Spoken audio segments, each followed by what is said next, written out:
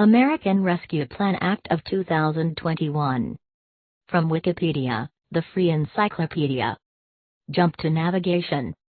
Jump to search. American Rescue Plan Act of 2021, Great Seal of the United States. Long title: to provide for reconciliation pursuant to Title II of S-Con. Res. 5. Acronyms: colloquial, ARP. Nicknames: COVID-19 Stimulus Package, American Rescue Plan. Enacted by the 117th United States Congress. Effective March 11, 2021. Legislative history.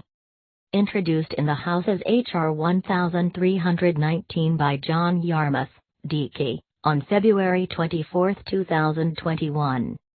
Committee consideration by House Budget. Passed the House on February 27, 2021, 219 to 212.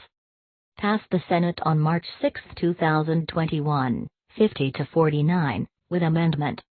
House agreed to Senate amendment on March 10, 2021, 220 to 211. Signed into law by President Joe Biden on March 11, 2021.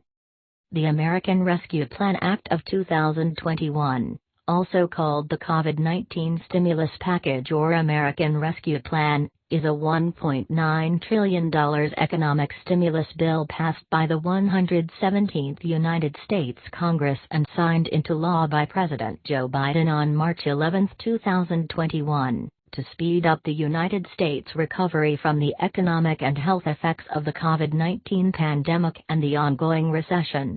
1. First proposed on January 14, 2021, the package builds upon many of the measures in the CARES Act from March 2020 and in the Consolidated Appropriations Act, 2021, from December 2-3. Beginning on February 2, 2021, Democrats in the United States Senate started to open debates on a budget resolution that would allow them to pass the stimulus package without support from Republicans through the process of reconciliation. The House of Representatives voted 218 to 212 to approve its version of the budget resolution. A vote-a-rama session started 2 days later after the resolution was approved, and the Senate introduced amendments in the relief package. The day after, Vice President Kamala Harris cast her first tie-breaking vote as Vice President in order to give the Senate's approval to start the reconciliation process, with the House following suit by voting 219 to 209 to agree to the Senate version of the resolution. On February 8, 2021, the Financial Services and Education and Labor Committees released a draft of $1.9 trillion stimulus legislation. A portion of the relief package was approved by the House Ways and Means on February 11, setting it up for a vote in the House. The legislation was also approved by the Transportation and Infrastructure, Small Business, and House Veterans Affairs Committees. On February 22, the House Budget Committee voted 19 to 16 to advance the bill to the House for a floor vote. 4. The bill passed the House by a vote of 219 to 212 on February 27. All but 2 Democrats voted for the bill and all Republicans voted against the bill. 5. A modified version passed the Senate on March 6 by a vote of 50 to 49. 6. The final amended bill was passed by the House on March 10 by a vote of 220 to 211 with 1 Democrat voting against it with all Republicans. 7. The bill was signed into law by President Biden on March 11, 2021. 8. Which was the first anniversary of COVID-19 being declared a pandemic by the World Health Organization. Contents. 1. Background. 1.1 Impact of the COVID-19 pandemic. 1.2 Previous COVID-19 pandemic legislation. 2. Legislative history. 2.1 Negotiations. 2.2 Budget resolution passage. 2.3 Budget reconciliation passage. 2.3.1 Minimum wage provision. 2.3.2 Other excluded provisions. 2.4 Final passage. 3 Key elements of the Act. 4 Impact. 5 reactions. 5.1 Congress. 5.2 President Biden. 5.3 Others. 6 Public opinion. 7 See also. 8 References. 9 External links. Background. Impact of the COVID-19 pandemic. Further information, economic impact of the COVID-19 pandemic in the United States and COVID-19 pandemic in the United States. The United States is currently undergoing an economic recession, and over 500,000 Americans have died due to the public health crisis. 9/10, additionally, over 29 million Americans have tested positive for COVID-19 since the start of the pandemic. 11. The United States has also faced an eviction, unemployment, and hunger crisis since the start of the pandemic. 12. Over 30 to 40 million Americans faced a risk of being evicted from their homes by January 2021. 13. Then President Donald Trump also faced criticism for not having a federal strategy to combat the pandemic, such as nationwide mask mandates on transportation, a testing strategy, health guidelines, providing medical-grade protective gear, and having an effective vaccine distribution strategy. On January 20, the day after Joe Biden was inaugurated, he warned that the death toll could exceed 500,000. 14. However, according to Snopes, Biden inherited a vaccine distribution strategy from Trump, and disease expert Anthony Fauci said that his administration would incorporate some aspects of that Trump-era strategy in its ongoing work. 15. Previous COVID-19 pandemic legislation. Further information, U.S. federal government response to the COVID-19 pandemic and list of COVID-19 pandemic legislation. Prior to the American Rescue Plan, the CARES Act from March, and in the Consolidated Appropriations Act, 2021, from December, were both signed into law by then-President Donald Trump. Trump previously expressed support for a direct payments of $2,000 along with Joe Biden and the Democrats. Even though Trump called for Congress to pass a bill increasing the direct payments from $600 to $2,000, then Senate Majority Leader Mitch McConnell blocked the bill. 16. Additionally, the House voted on the HEROES Act on May 15, 2020, which would operate as a $3 trillion relief package, but it wasn't considered by the Senate as Republicans said that it would be dead on arrival. 17. Prior to the Georgia Senate runoffs, Biden said that the direct payments of $2,000 would be passed only if Democratic candidates Jon Ossoff and Raphael Warnock won. 18. The promise of comprehensive COVID-19 relief legislation was reported as a factor in their eventual victories. 19. On January 14, prior to being inaugurated as president, Biden announced the $1.9 trillion stimulus package. 20. Legislative history. Negotiations. Letter from Senate GOP to President Biden detailing concerns of the American Rescue Plan. 10 Republican senators announced plans to unveil a roughly $600 billion COVID-19 relief package as a counter-proposal to President Joe Biden's $1.9 trillion plan meant to force negotiations. The senators, including Susan Collins of Maine, Lisa Murkowski of Alaska, Mitt Romney of Utah and Rob Portman of Ohio, told Biden in a letter that they devised the plan in the spirit of bipartisanship and unity that the president has urged, and said they plan to release a full proposal on February 1.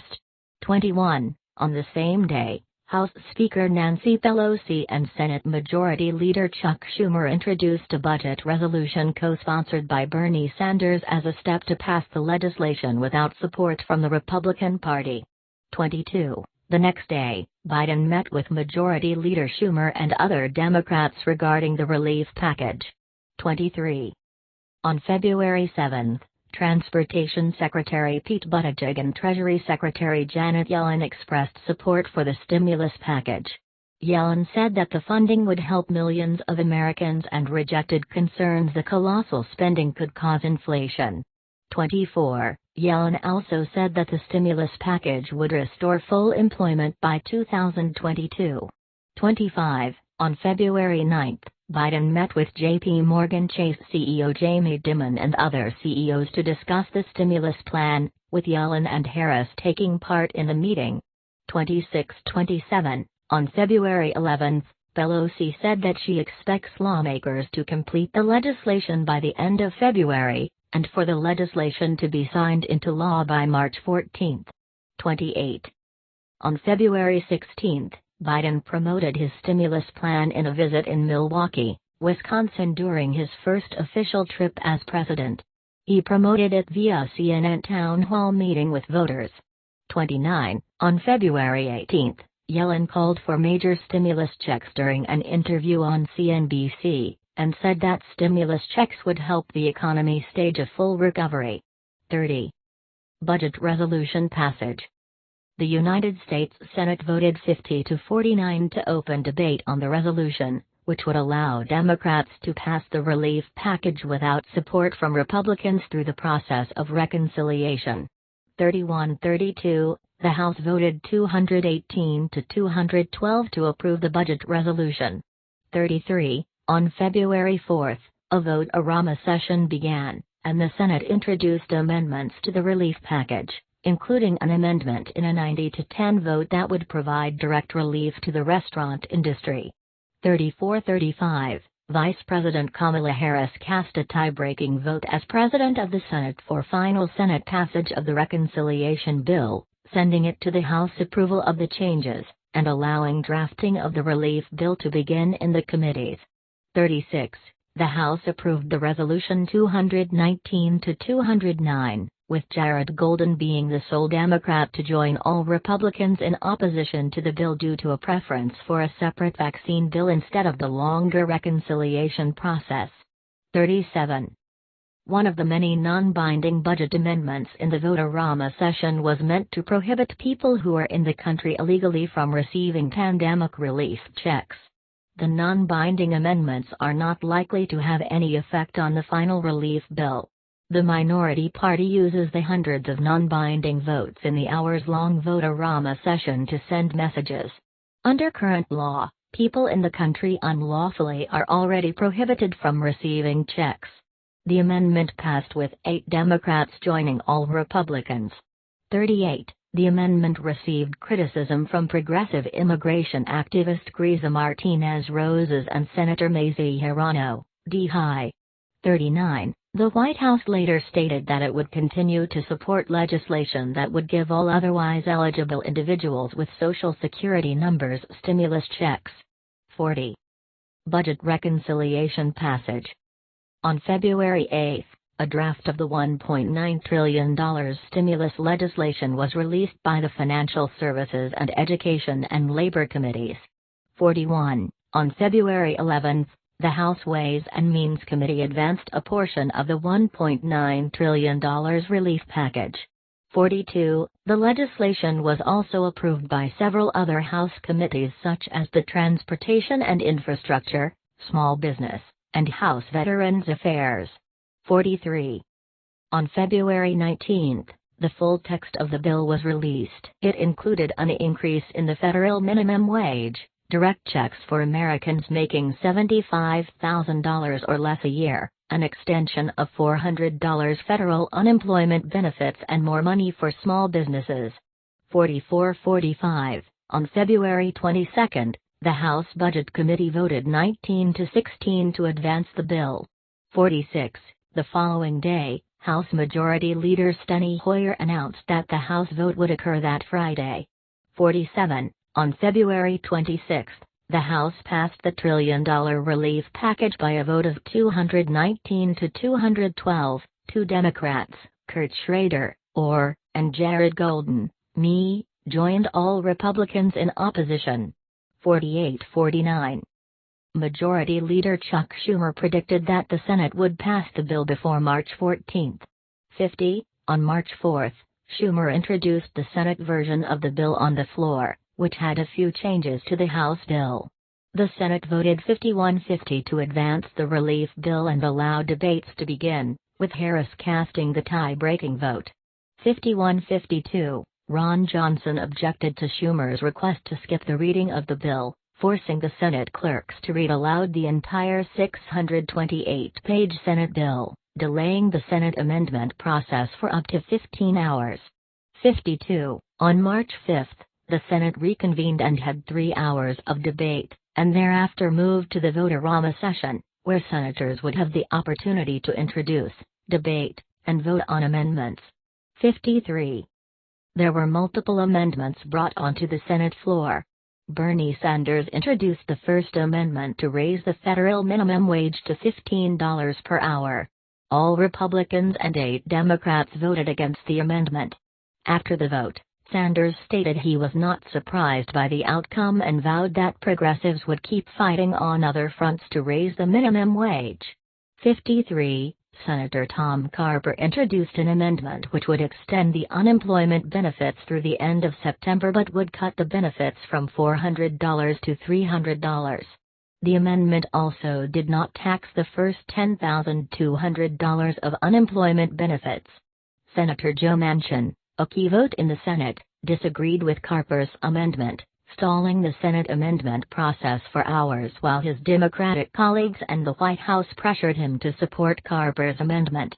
54-55, Manchin had initially signaled he would support a GOP-backed amendment by Portman to cut off the unemployment benefits at July. After hours of negotiations between top Senate Democrats and the White House, Manchin stated he would back a revised version of Carper's amendment which would cut off the unemployment benefits at September 6. 56. Minimum wage provision. See also, minimum wage in the United States. President Biden expressed doubt that his push to increase the federal minimum wage to $15 an hour would be included in the final coronavirus relief package. 57-58. Biden predicted that Senate rules for budget reconciliation would prevent the increase from going forward. Sanders and his allies argued that the higher wage would reduce the amount of federal assistance low-income individuals receive and increase their taxable income, meeting the Senate parliamentarians' requirement that any reconciliation measure have an effect on the federal budget. While recent polling indicates that support for increasing the minimum wage to $15 an hour ranges from 53 to 60%, 59, Democratic Senators Joe Manchin and Kyrsten Sinema opposed this provision and threatened to derail the bill over this issue. 58. On February 25, the day before the full House vote, the Senate parliamentarian Elizabeth McDonough ruled that the proposal to add the minimum wage provision to the stimulus bill was not compatible with the Senate's budget reconciliation process. Pelosi stated later that day that the House will still approve the bill with the minimum wage raise, although it will have to be amended out in the final Senate bill to comply with the parliamentarians' ruling. 60. Progressive Democrats and liberal groups urged Harris to overrule McDonough, which she has the constitutional power to do as President of the Senate, or for Senate Democratic leadership to replace her, which the Republicans did once before, firing Robert Dove in 2001 after he made a series of rulings blocking tax cuts from being considered under the 51-vote budget reconciliation process. However, neither course was taken. 61-62-63, on March 5, 8 members of the Senate Democratic Caucus joined all 50 Republican senators to reject an amendment raised by Senator Sanders to increase the minimum wage to $15 in the bill. 64. In a budget analysis released in February 2021, the Congressional Budget Office found that increasing the minimum wage to $15 would lift 900,000 people out of poverty and cumulatively raise the wage of all affected people by $333 billion, but also could increase the cumulative budget deficit, over the next decade, to $54 billion, and add $16 billion in interest costs, and reduce employment by 0.9%, 1.4 million jobs, over 4 years. 65-66. Republican Senators Mitt Romney and Tom Cotton introduced their own bill, which would raise the minimum wage to $10, phasing in gradually to 2025. The minimum wage would biennially rise with inflation, indexed to the Chained Consumer Price Index. Businesses would also be required to use the E-Verify system so to ensure that workers paid the higher wages are legal immigrants and eligible to work. Adult workers would have to provide a photo ID. States would be incentivized to share driver's license data with the system, and the federal government would make more of an effort to block or suspend misused Social Security numbers. 67. Other excluded provisions. The House-passed bill included $1.5 million to cover operating shortfalls on the New York-Ontario Seaway International Bridge, caused by border closures, and $140 million for the Silicon Valley BART extension. Both provisions were removed from the Senate bill due to Republican opposition. 68-69-70. Final passage. House Speaker Nancy Pelosi, left, and Senate Majority Leader Chuck Schumer, right, at a ceremony to celebrate passage of the bill. On March 10, 2021, the House passed the Senate bill on a party line vote of 220 to 211, concurring in the Senate amendments, sending the bill to President Biden for his signature. 71. Biden signed the bill the following day, on March 11, 2021. 72. On March 15, 2021, the White House announced that Gene Sperling will oversee the implementation of the bill. 73. Following the signing, Biden and his top messengers kicked off a Help Is Here tour across the country to promote the legislation, with Harris visiting a COVID-19 vaccination site in Las Vegas and First Lady Jill Biden visiting an elementary school in New Jersey. 74. On March 16, Biden promoted the bill in Chester, Pennsylvania. 75. President Joe Biden signing the bill into law as Vice President Kamala Harris, left, watches. Key elements of the act. File American Rescue Plan Explained.org Play Media. A video from the Biden administration promoting the American Rescue Plan. Key elements of the act include extending expanded unemployment benefits with a $300 weekly supplement through Labor Day, September 6, 2021, preventing benefits from expiring on March 31, 2021. 76-3. Most Democrats favored a higher amount, with the bill initially passed by the House providing for $400 weekly supplement, and some favored a longer duration, through the early October. However, the final bill contained a scaled-back provision, at the insistence of Senator Joe Manchin of West Virginia, and other moderate Senate Democrats. 76, 77, 78. The act makes the first $10,200 in unemployment benefits for 2020 not taxable for households with incomes below $150,000, thus avoiding the risk of many workers incurring surprise federal tax liability. 79. $1,400 direct payments to individuals. 377. Under pressure from Manchin, Biden agreed to have the direct payments start to phase out for high-income taxpayers, including some who received stimulus checks in previous stimulus rounds. 80-79. The stimulus benefit begins to phase out for taxpayers making $75,000 for individuals, $112,500 for single parents, and $150,000 for couples. Taxpayers making more than $80,000 for individuals, $120,000 for single parents, and $160,000 for households will not receive any payment. 76.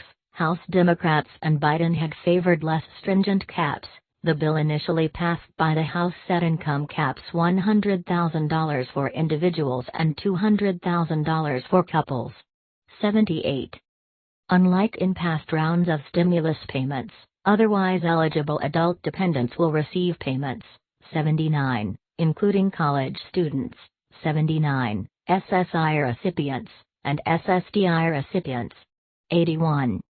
Emergency paid leave for over 100 million Americans. 3. The Act provides a tax credit, through October 1, 2021, to employers who choose to offer paid sick leave and paid family leave benefits. However, the act did not require employers to provide the benefit, as Biden initially proposed. 78. Extends a 15% increase in food stamp benefits. The increase, passed in previous rounds of stimulus, was set to expire at the end of June 2021. The bill extends it through September 2021. 78. Tax provisions.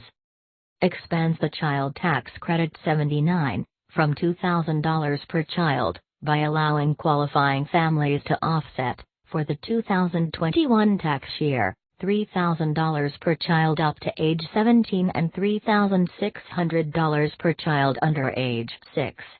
79-78. The size of the benefit will gradually diminish for single filers earning more than $75,000 per year, or married couples making more than $150,000 a year. 82. Additionally, this credit is now fully refundable, and half of the benefit can be sent out to eligible households in 2021.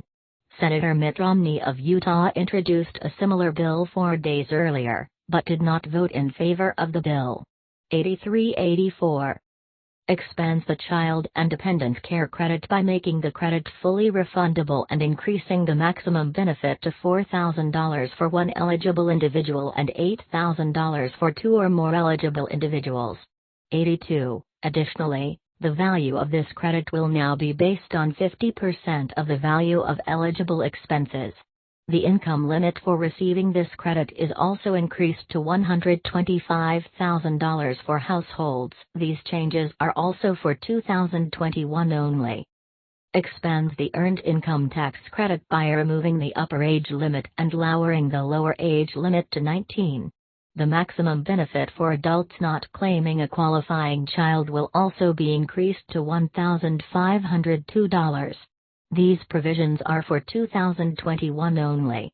A permanent change was made to raise the limit on investment income from $3,650 to $10,000, furthermore indexed by inflation, and to allow adults with children who do not qualify to claim the credit, to claim it only for themselves.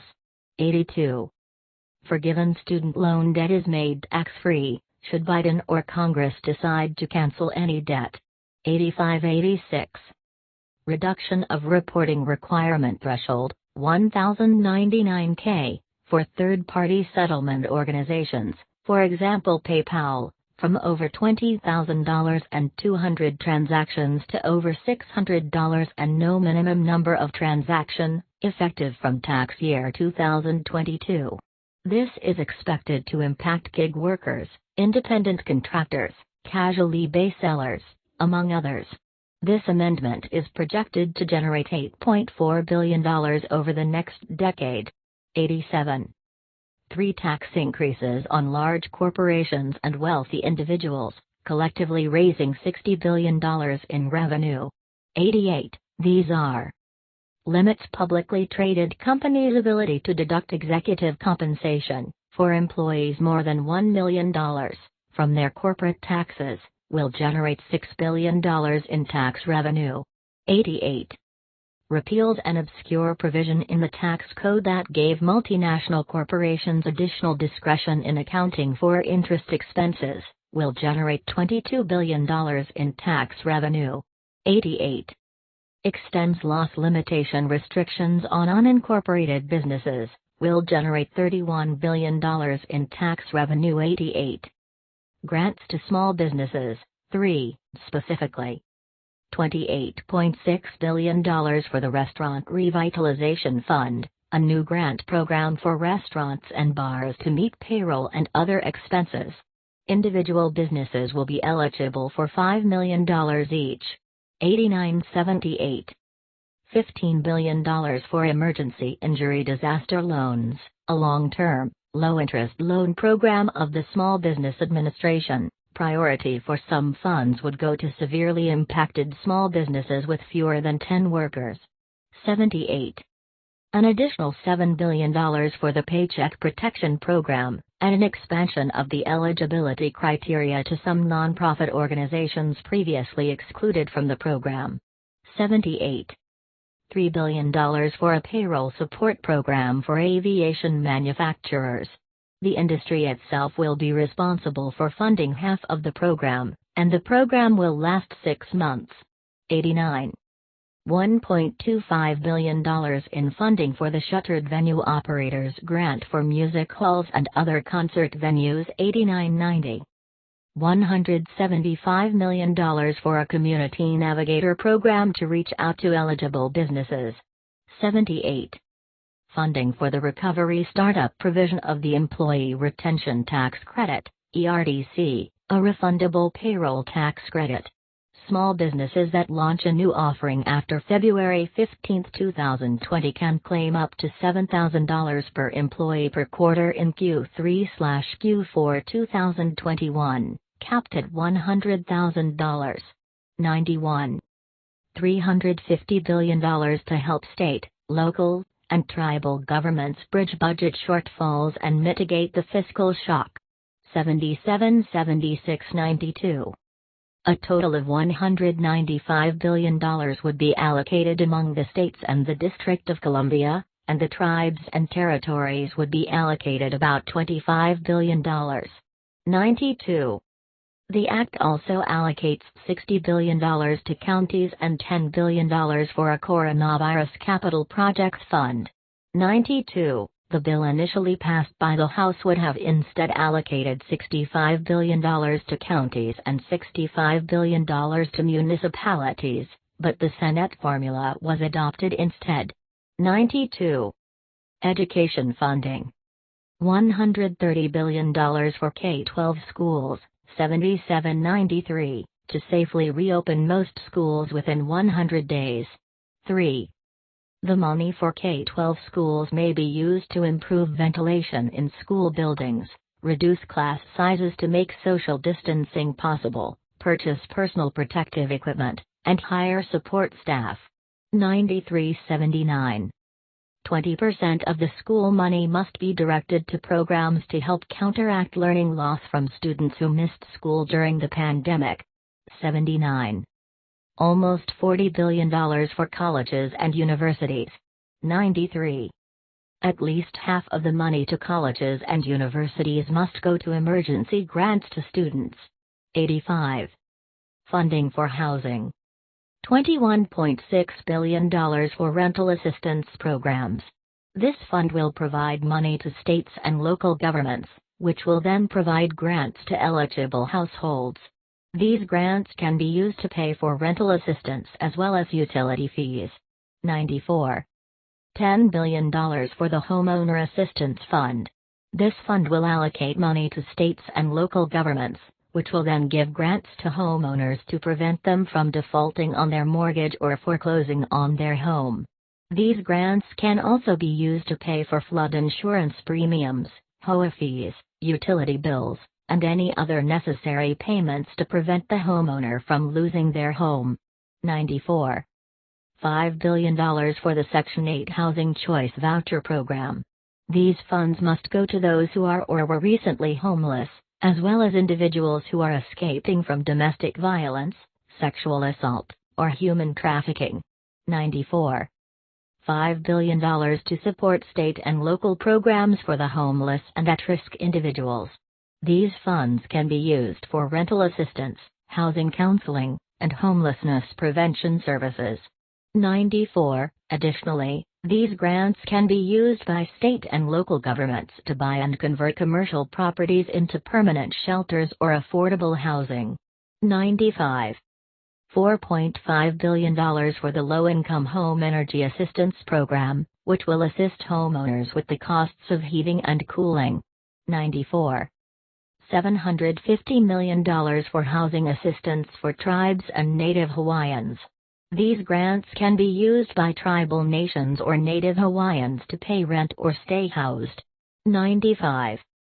$500 million in grants for low-income homes to help with water services. 94. $139 million for rural housing assistance programs. 95. $120 million for housing counseling services. 95. The bill contains the following COVID-19 funding: including for COVID-19 vaccines, testing, and contact tracing, and other healthcare-related funding. $50 billion to the Federal Emergency Management Agency for vaccine distribution and assistance. 76. Additionally, FEMA will reimburse up to $9,000 for a funeral held for a COVID-19 victim. 96. $47.8 billion on COVID-19 testing, mitigation, and transmission prevention, including diagnosis, tracing, and monitoring. 97. $13.48 billion for Department of Veterans Affairs healthcare programs through September 30, 2023. 97. $10 billion under the Defense Production Act for personal protective equipment and other medical gear, and for response to pathogens that could become future public health emergencies. 97.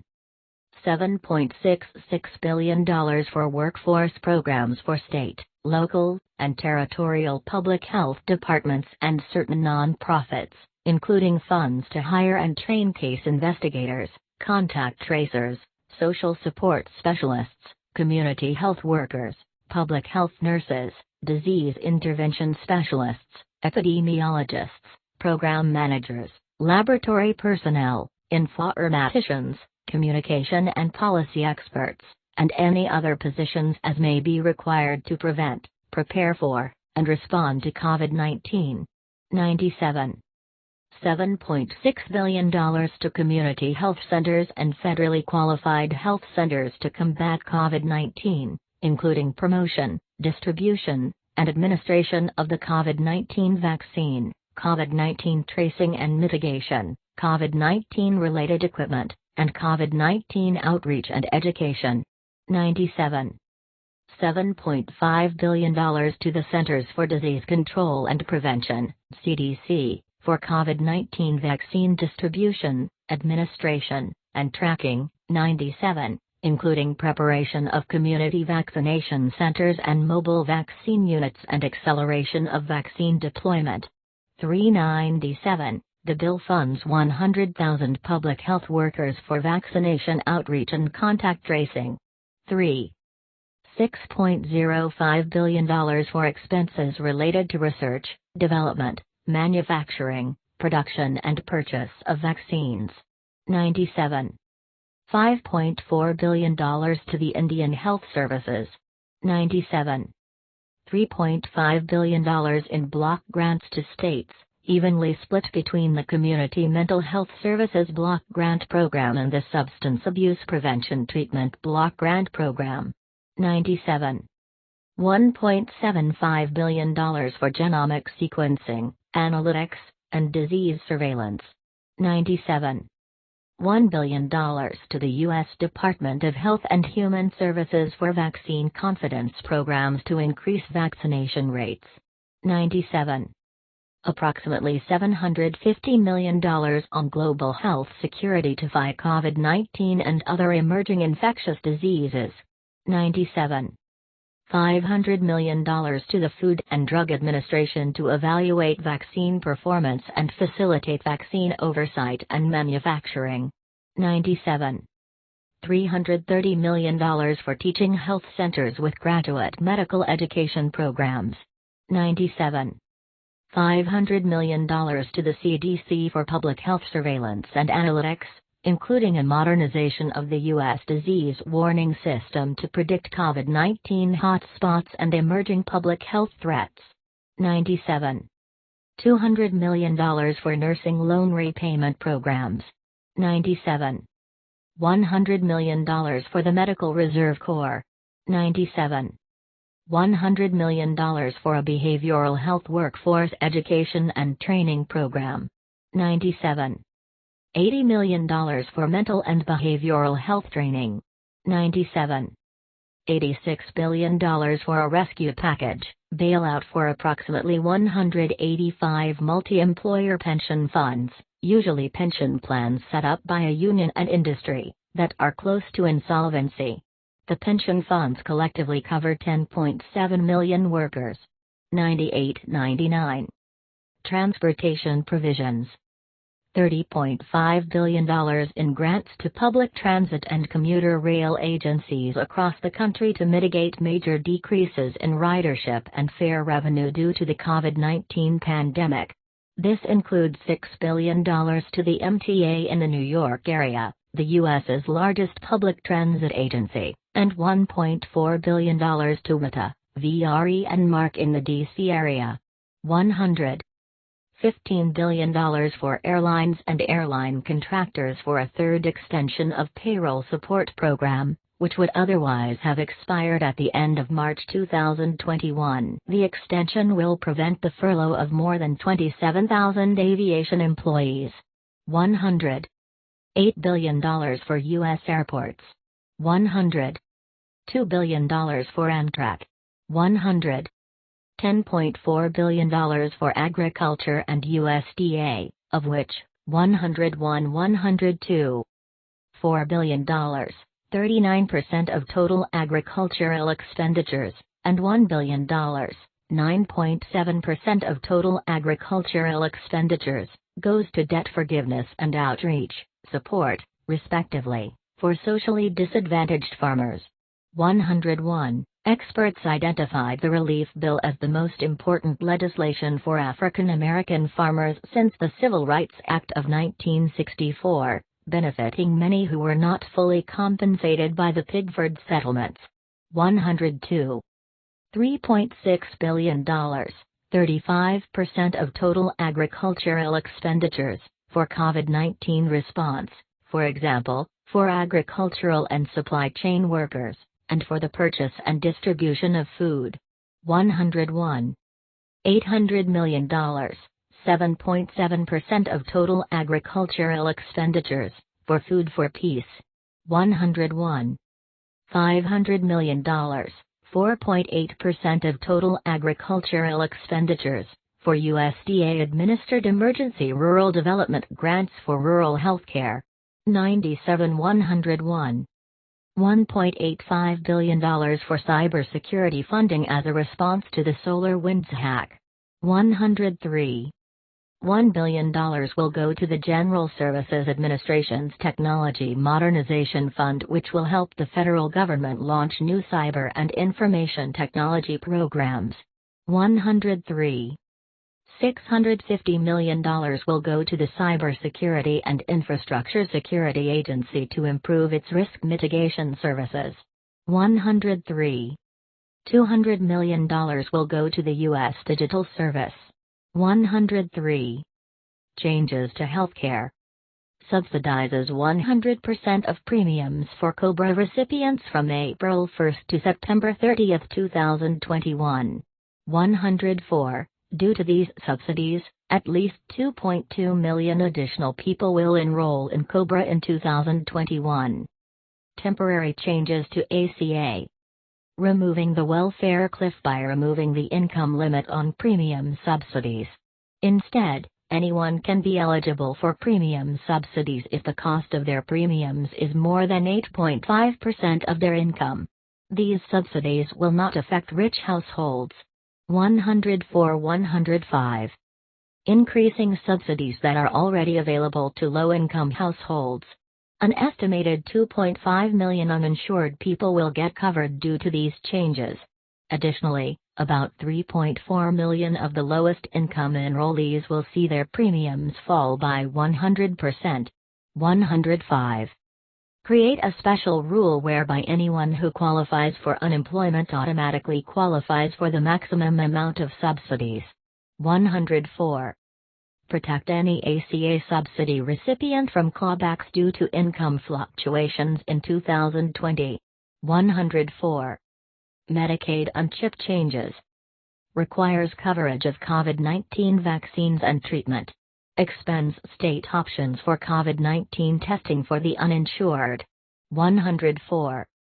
Allows states to give 12 months of postpartum coverage for new mothers.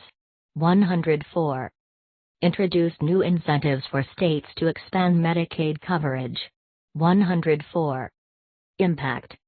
The bill's economic relief provisions are overwhelmingly geared toward low-income and middle-class Americans, who will benefit from, among other provisions, the direct payments, the bill's expansion of low-income tax credits, child care subsidies, expanded health insurance access, extension of expanded unemployment benefits, food stamps, and rental assistance programs.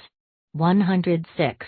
The bill contains little direct aid to high-income earners, who largely retained their jobs during the COVID-19 economic shock and bolstered their savings. 106. Biden's administration crafted the plan in part because economic aid to lower-income and middle-income Americans, who are more likely to immediately spend funds on bills, groceries, and housing costs to avoid eviction or foreclosure, is more likely to stimulate the U.S. economy than aid to higher earners, who are more likely to save the money. 106.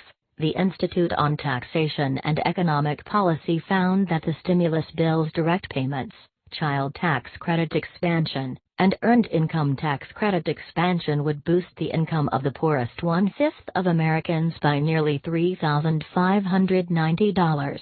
107. The Congressional Budget Office estimated that the bill's increase in health insurance subsidies would lead to 1.3 million previously uninsured Americans gaining health insurance coverage. 108. An analysis by Columbia University's Center on Poverty and Social Policy estimated that the original stimulus proposal would reduce overall U.S. poverty by a third, reduce child poverty by 57.8% and reduce the adult poverty rate by more than 25%. However, these estimates relied in part upon a minimum wage increase that was not included in the final bill, meaning effects on poverty may be notably different than anticipated in that study. 106, 109, 110. The Tax Policy Center wrote that, for households making under $25,000, the bill would cut their taxes by an average of $2,800, which would boost their after-tax income by 20%. Additionally, low-income households with children would see an average tax cut of about $7,700, and this would boost their after-tax income by 35%. Middle-income households will also see an average tax cut of about $3,350, and this would increase their after-tax income by 5.5%. Overall, about 70% of the bill's tax benefits will go to households making under $91,000. 111. Reactions. Congress. In a deeply polarized Congress, the relief package received universal support from Democrats and universal opposition from Republicans, passing on party line votes. 112-113. Some House Democratic progressives expressed disappointment with some changes to the relief package made in the Senate, such as the dropping of the $15 minimum wage, to win over moderate Democratic support, but continued to support the package. 114. Republicans in Congress opposed the bill, but failed to unify around a specific critique other than calling it ultra-progressive or bloated. 71. And falsely claiming the bill only benefited Democratic-led states. 115. While debates and negotiations over the stimulus package were ongoing, Republicans focused instead on culture war issues unrelated to government actions, such as the decision by the Dr. Seuss estate to stop publishing a racially incendiary Dr. Seuss book and the rebranding of the Mr. Potato Head toy. 116. Many of the provisions in the bill were also included in stimulus legislation passed with Republican support under the Trump administration, making it difficult for Republicans to argue against them. 71. After Congress passed the bill, Senator Roger Wicker, RMS, highlighted on social media that the bill awarded $28.6 billion of targeted relief for independent restaurant operators to survive the pandemic. In that social media post, Wicker neglected to mention that he had in fact voted against the bill. 117. President Biden. File. President Biden and Vice President Harris meet with labor leaders to discuss the American Rescue Plan. Webplay Media. President Biden discusses the relief package with labor leaders in the Oval Office.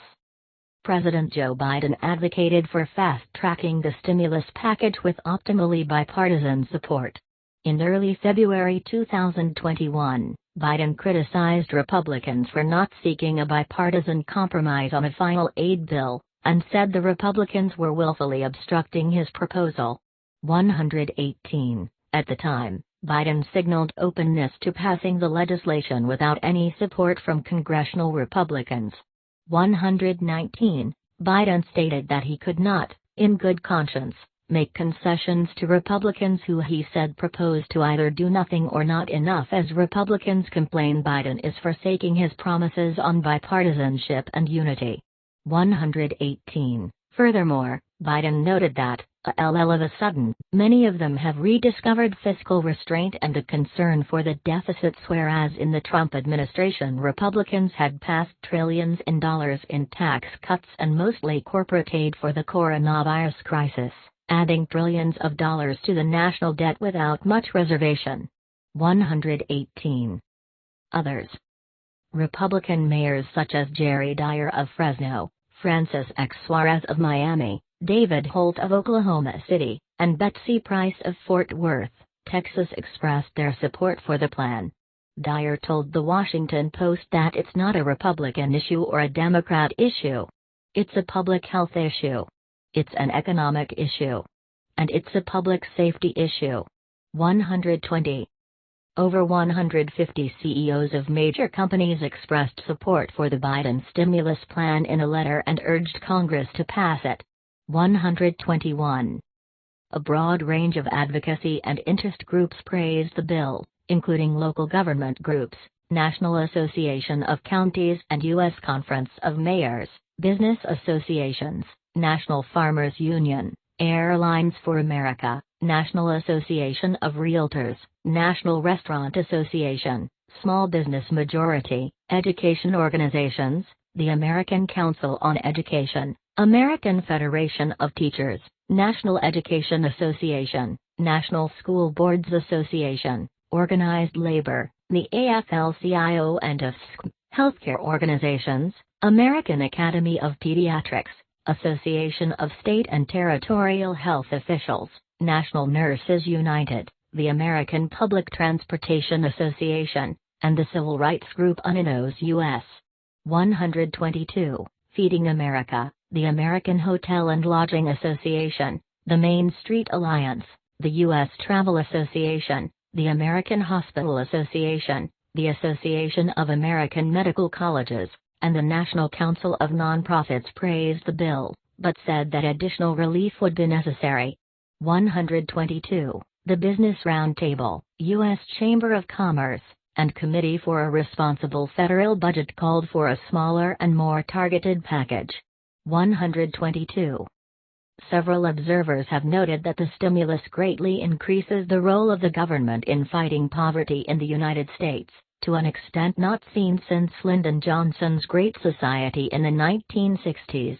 Accordingly, some have seen it as evidence that the United States is moving towards social democracy and away from the government is the problem consensus in place since the 1980s.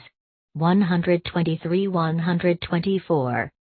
Dave Yost, the Republican Ohio Attorney General, sued the Biden administration over the provision of the act that creates a $350 billion fund to help state and local governments pay first responders and other COVID-19 related expenses. The act provides that a state cannot use federal aid money to offset net revenues lost if a state chooses to implement new state tax cuts.